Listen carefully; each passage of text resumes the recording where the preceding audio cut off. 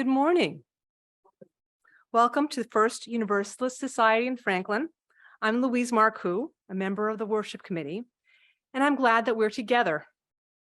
As we gather this morning, I hope you find peace, connection, encouragement, and inspiration.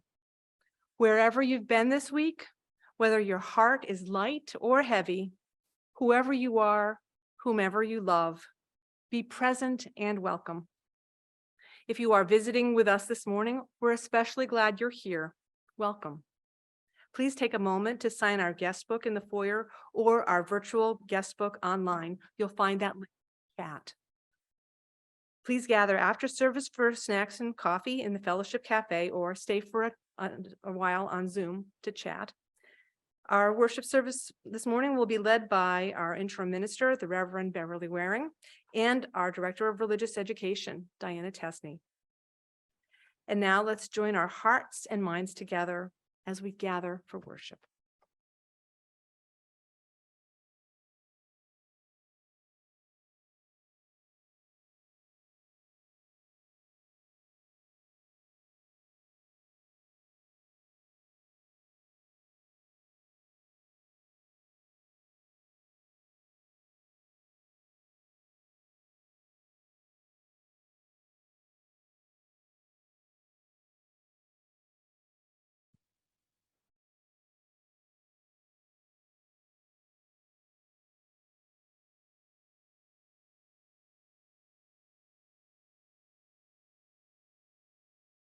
Good morning.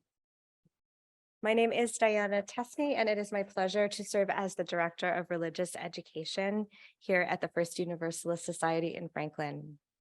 I am so happy that we are all here together today to celebrate and worship together. Yes, we're here to celebrate. The title of today's worship service is Celebrate, and we have many reasons to celebrate this morning. Today, we are celebrating fathers and fatherhood, honoring the men in our lives who have nurtured and supported us, who have been our mentors and teachers, who have held our hands and walked beside us on our life's journey. Today, we are celebrating Juneteenth, remembering the day when our brothers and sisters who were living under the oppression of slavery received the good news of their emancipation.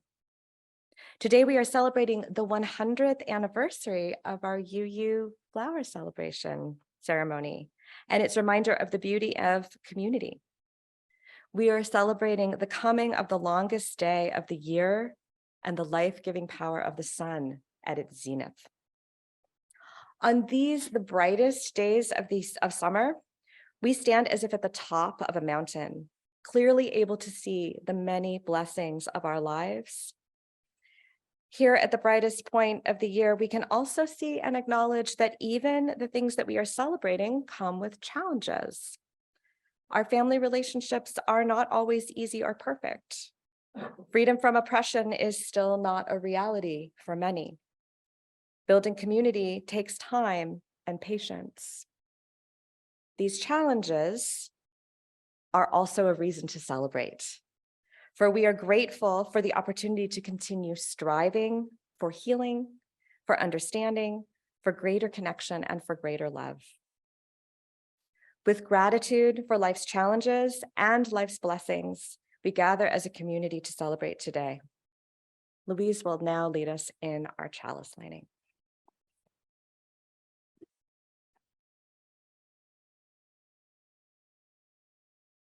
Each Sunday morning, we share a centering ritual with Unitarian Universalists around the world, the lighting of the chalice.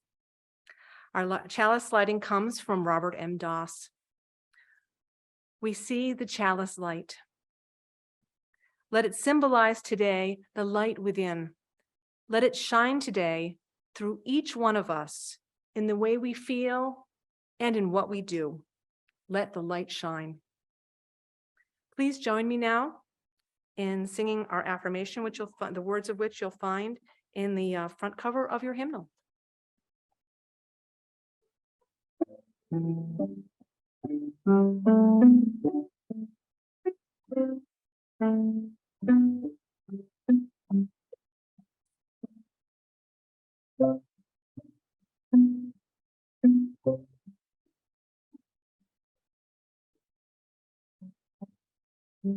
I offer these words about Juneteenth.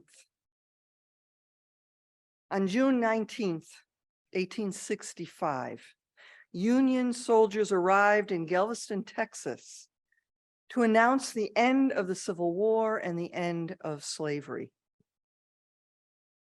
That was 2.5 months after Confederate General Robert E. Lee surrendered. And it was 2.5 years after President Lincoln issued the Emancipation Proclamation that officially ended legal slavery in the areas that had been liberated by Union soldiers, but not in the border states, where slavery remained legal until the 13th Amendment was ratified at the end of 1865. Observed on June 19th, Emancipation Day, Freedom Day, celebrated by African Americans, the descendants of people who were enslaved here in the United States. Here in Massachusetts, Juneteenth was first recognized as an observance in 2007. It took until 2021 for it to be made a permanent state holiday. The same year that President Biden signed the bill passed by Congress to make it a federal holiday. Juneteenth. It's not really a holiday for people who look like me. For people whose skin looks like mine and most of you, whose identity is white, whose ancestors were not enslaved and more likely to be slaveholders, whose whiteness protects us from the ongoing fear, from voter suppression, from violence that our Black neighbors face. Juneteenth is not a day of celebration, but a day of learning, a day of listening, a day perhaps to learn what it means to be an ally. So Juneteenth feels a little tricky to me. Now, you all did pass the 8th principle, a principle that encourages us by our actions to build a diverse, multicultural, beloved community, to dismantle racism. But is it really apparent here that you're on that path that the 8th principle lays before us? I know many of you participated in beloved conversations. There have been a couple of really good worship services about the experiences of those involved. And most important to me, most notable, from this very pulpit, Dominic, one of our coming of agers, and hopefully a future leader here at FUSF, Dominic talked about how important the passing of the 8th principle was to him, a young man of color. Yet, like so many areas of discrimination and prejudice and worse, just passing a resolution, just adding a principle, just affirming our intention does not seem like enough. So for Dominic and others like him among us now or in the future, I am lifting up Juneteenth here today. I do want this to be a day that we can all celebrate with one another. But first we have to examine our feelings. We have to look at our thoughts about it, and we have to look at our commitment. We pass the 8th principle, but we're not displaying any Black Lives Matter banners or flags. We say we are welcoming to all. We say it every week. We say it all the time. I want you to think about if we're truly living into that promise. So let's celebrate today. But while we are celebrating, let's also think about this as a day of listening and learning. Because I know, my friends, that we can do better. Our first hymn this morning is number 153. It's in the gray hymnal. Oh, I woke up this morning.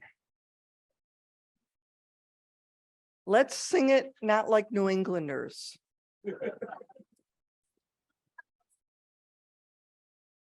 Please rise as you are able.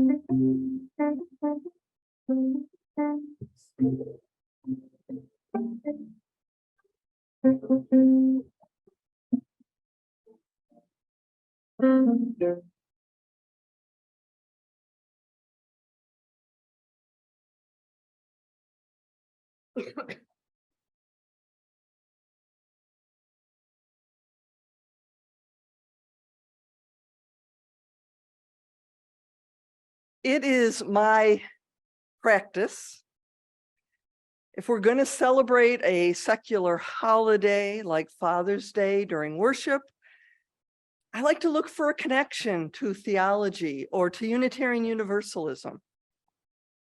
Some tell me, in some congregations I have served, that we have to celebrate Father's Day because we celebrate Mother's Day, and it's only fair. I do like to be fair.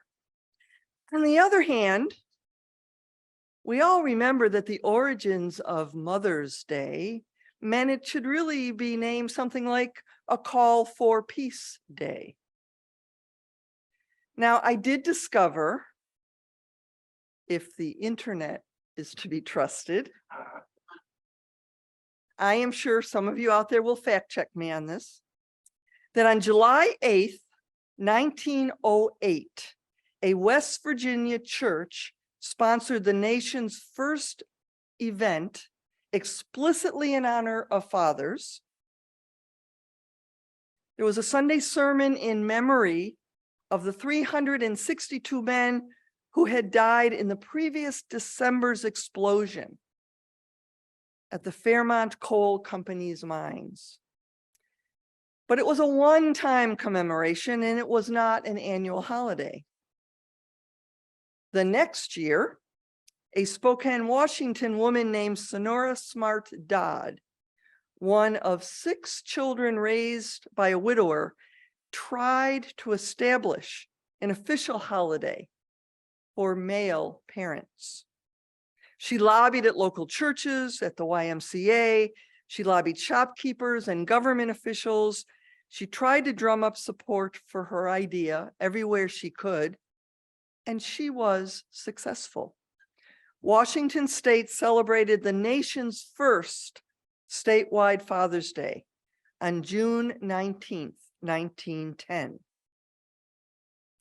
But it wasn't until 1972, 58 years after President Woodrow Wilson made Mother's Day official, that the day honoring fathers became a nationwide holiday in the United States.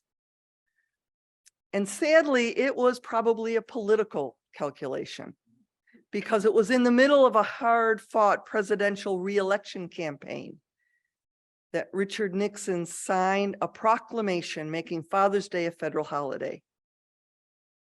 Not exactly theological. But I do give Sonora Smart Dodd credit for her intention regarding this holiday. So I'm going to leave you with these words for Father's Day. On this Father's Day, we recognize the vast spectrum of experience and the often complicated feelings that surround such a celebration. We honor those fathers, father figures, and male identified caregivers in our lives who have loved, supported, encouraged, and instructed us. We mourn with those who mourn the loss of a father and fathers who mourn the loss of a child, whether separated by death or estrangement. And with compassion, we support those for whom this day brings pain and sorrow. For all who have warm and loving relationships with their fathers and children, we give thanks. For those whose relationships with their fathers or children is painful or complicated, we are here to support you. This Father's Day, we lift up our gratitude for all kinds of fathers and father figures and coaches and mentors, and for the amazing way fatherly love transcends bloodlines, legal categories, and common societal labels.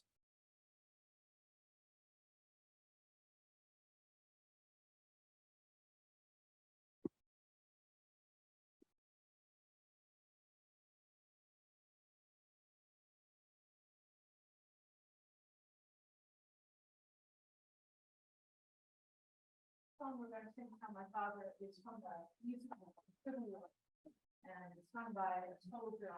I didn't find him so, but he's coming to work with Belmont College. And I want to thank Diana Starr, Margaret. Thank you.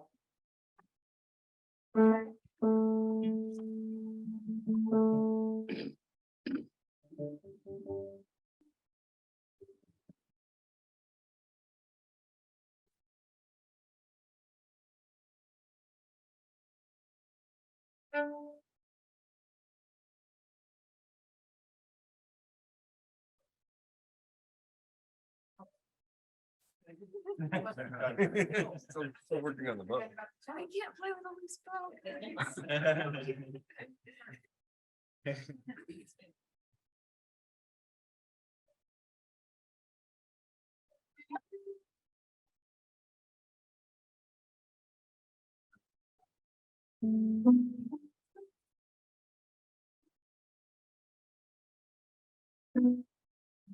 My father left his son. Didn't or surrender. And I bore his name with pride. as I travel.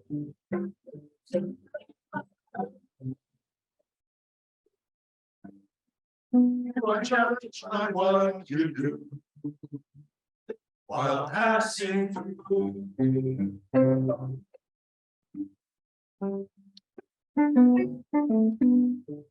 As I scared wheels of faith.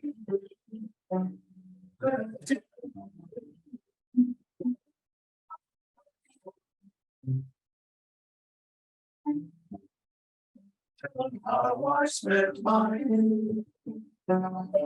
so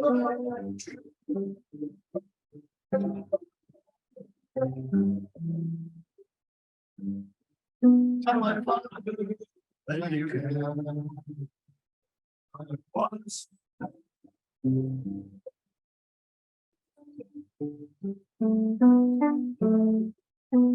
Tell me will he task you. I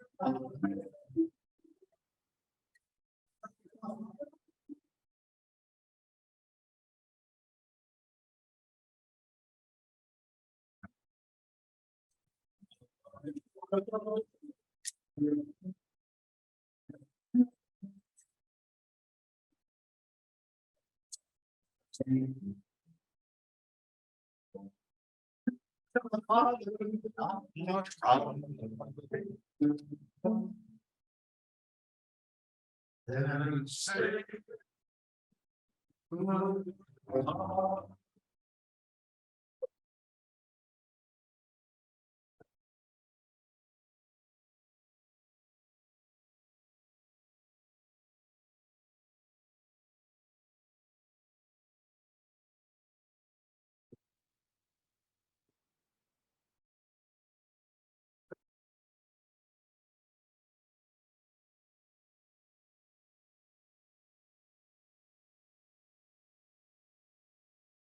Good morning.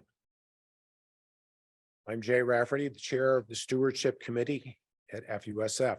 This is the week where we mark the official transition to the next season with the occurrence of the summer solstice. Here at FUSF and other Unitarian Universalist meeting houses, we celebrate on this Sunday with our flower service. Starting next month, we will have a series of lay-led summer services that will explore unique vantage points on the theme of spirituality. We recently completed the stewardship campaign for the 2023-2024 fiscal year and had an outpouring of generous pledges from our members and other contributors. But as we conclude our services for the church year today, it's also time to tidy up loose ends and follow through in submitting contributions to complete pledges or consider how we can contribute to FUSF in other ways as we look forward. We have much to be thankful for as we meet again today with an energetic congregation and have chances afterwards to talk with friends or new acquaintances while enjoying the Fellowship Cafe. In order to continue the work of FUSF, I invite you to make a contribution this morning during this time of offering. You can do this by going to the FUSF website and clicking on Give, which will bring up the Tidely app on your phone or computer to make electronic donations.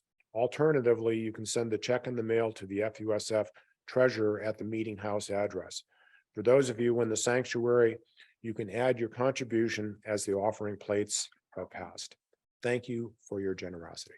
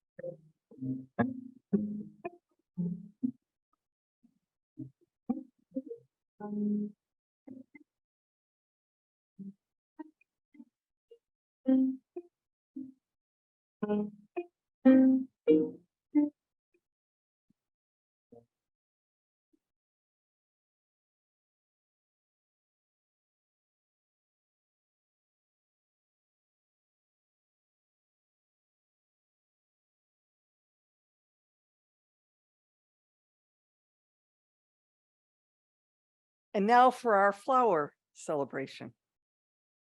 I think that many of us know the story of the first flower celebration. It started in the city of Prague in the land of Czechoslovakia 100 years ago in the year 1923. It began in a plain little church that had no carpeting, no art on the wall, no chalice, no candles, no music, no flowers. This little church did have 4 walls and a ceiling and a floor. It had a door, had a couple of windows, and some very hard wooden chairs. The important thing that the church did have were people. People who came every Sunday to be together. And they said, we have a plain and simple church because we are plain and simple people. And the church had another important thing. Some might say a very, very important thing. A minister.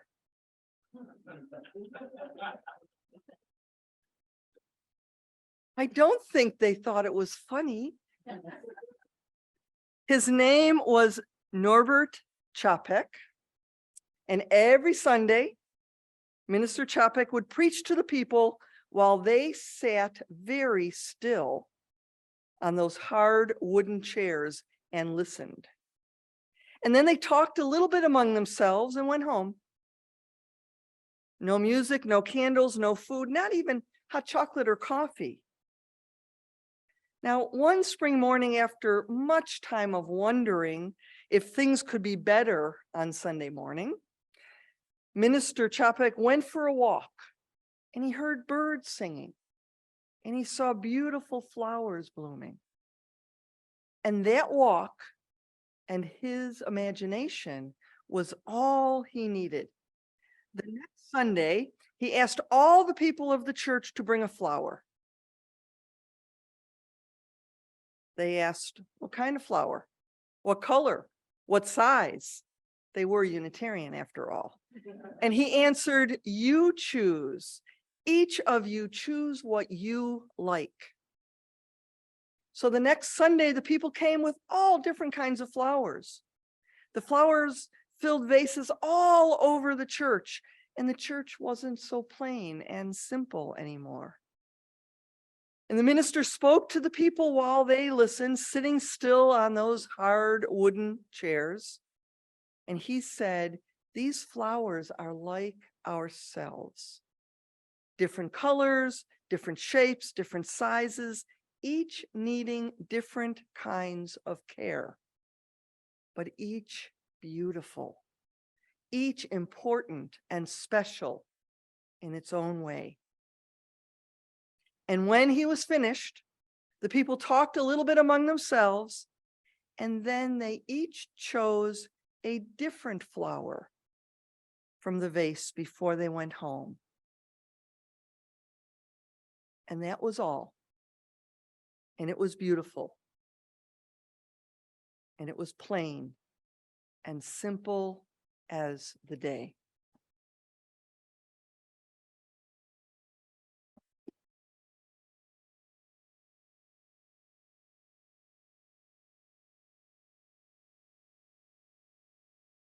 So now it's 100 years later.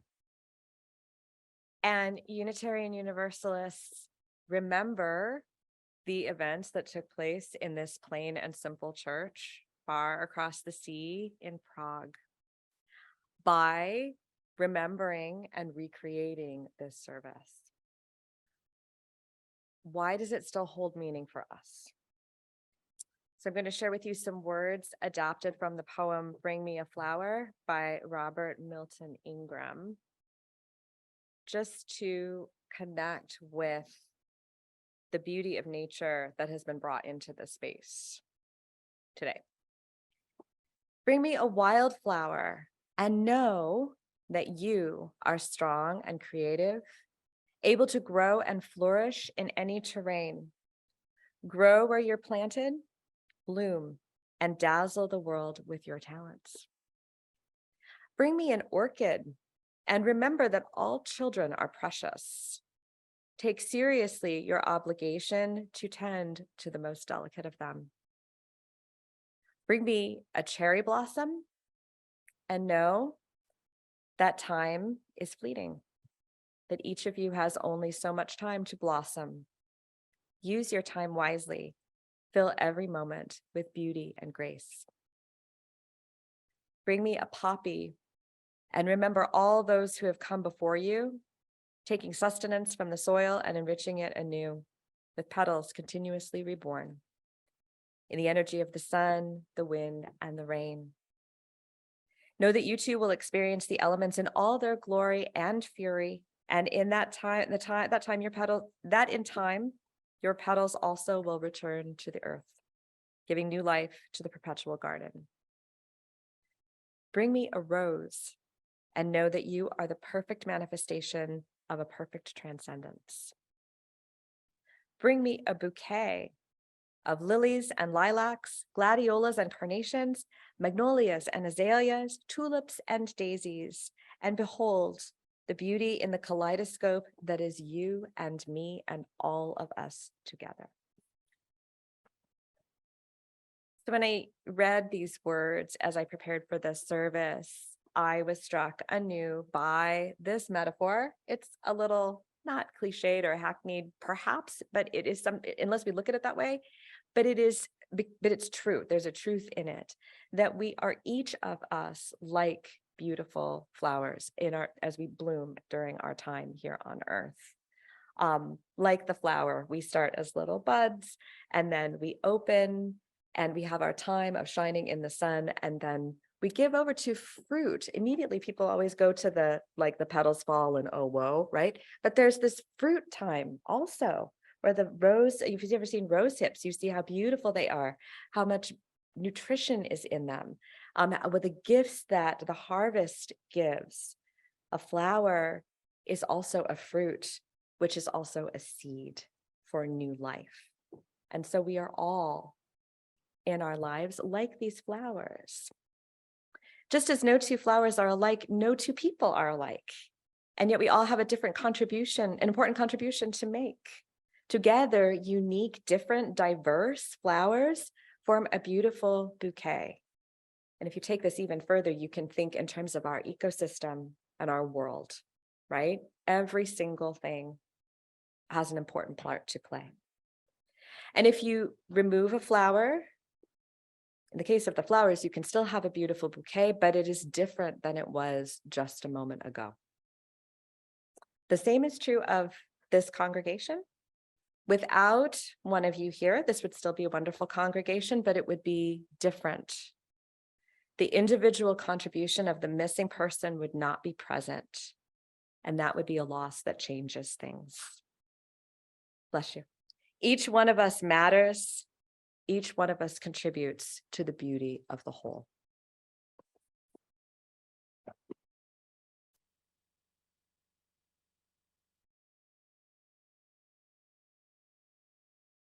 More than anything, the inspiring message I experience every flower celebration Sunday is the power of unity within diversity. Each individual flower in the bouquet is unique and beautiful. Put together, the beauty of the bouquet transcends the beauty of any individual flower. The whole is truly greater than the sum of its parts. And like the vibrant splash of color that you see,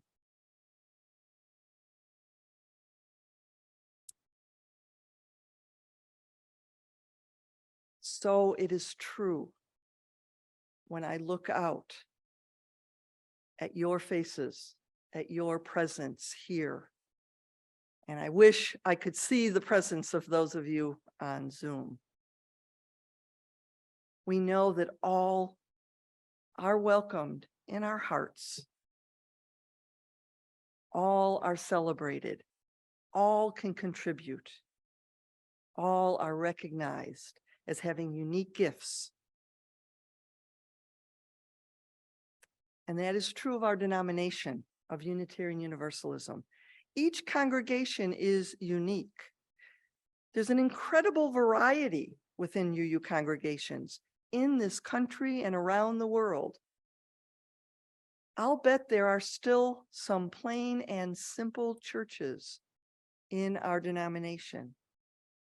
But within this mind-boggling variety, there's a common bond that ties us all together. We are better together. We are stronger together. And we are more capable of changing the world together. So I'm going to bless these flowers in words that are adapted, but words of the minister who originated this ceremony. It's actually in our hymnal. It's, I think, number 724. And by blessing these flowers, I believe we are making them sacred by calling attention to the meaning that we bring to the sharing of these flowers and the energy we give this ritual from the love that's in our hearts. Infinite Spirit of life, we ask your blessing on these flowers, messengers of fellowship and love. May they remind us, amid diversities of knowledge and of gifts, to be one in aspiration and commitment to noble causes.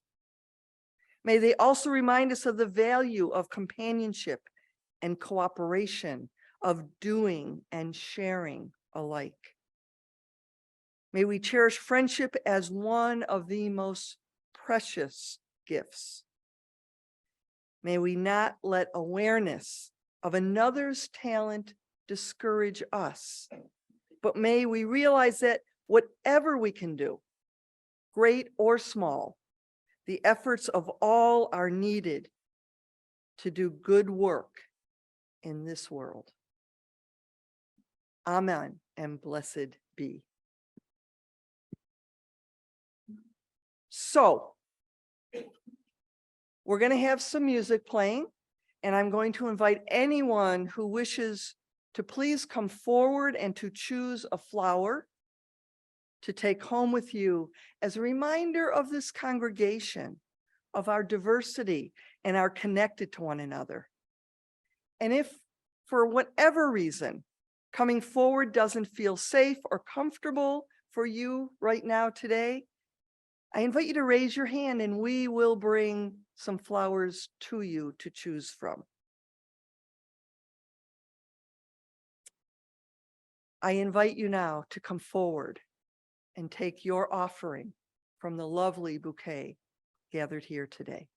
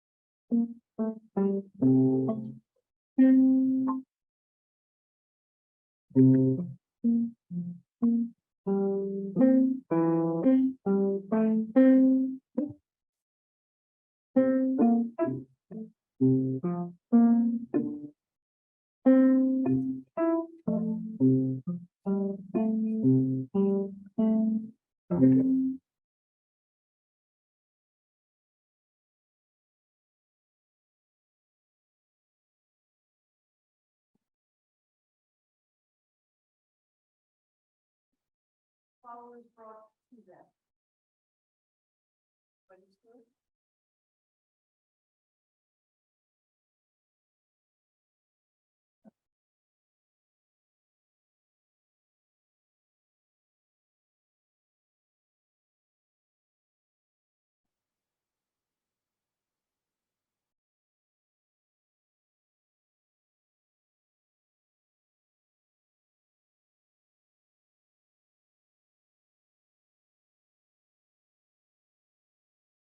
I invite you now to raise your voices again in song. Our closing hymn is in the gray hymnal number 66, When the Summer Sun is Shining. I invite you to rise as you are able.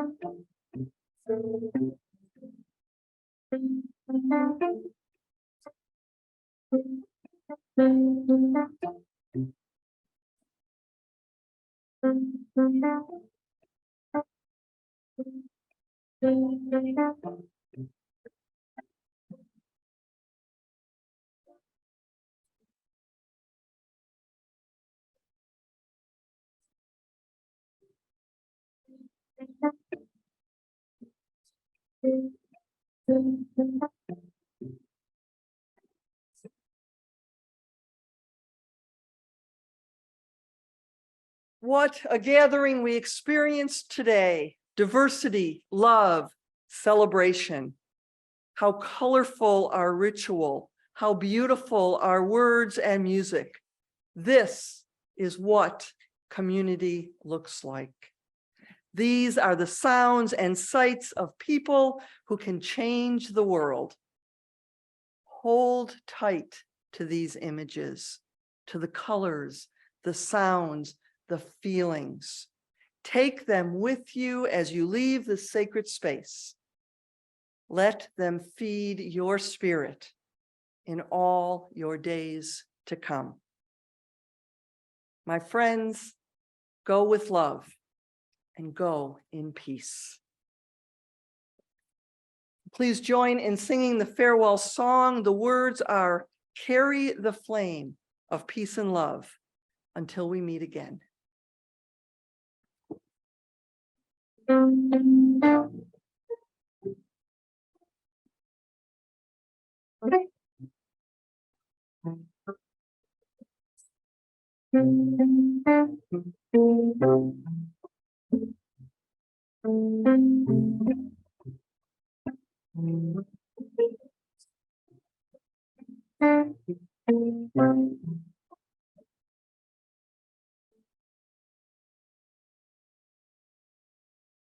We extinguish the flame in our chalice, but not what it represents.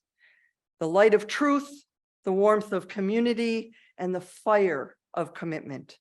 These we carry in our hearts so that we can share them out in the world. Our worship has ended. Our service to a hurting world continues on.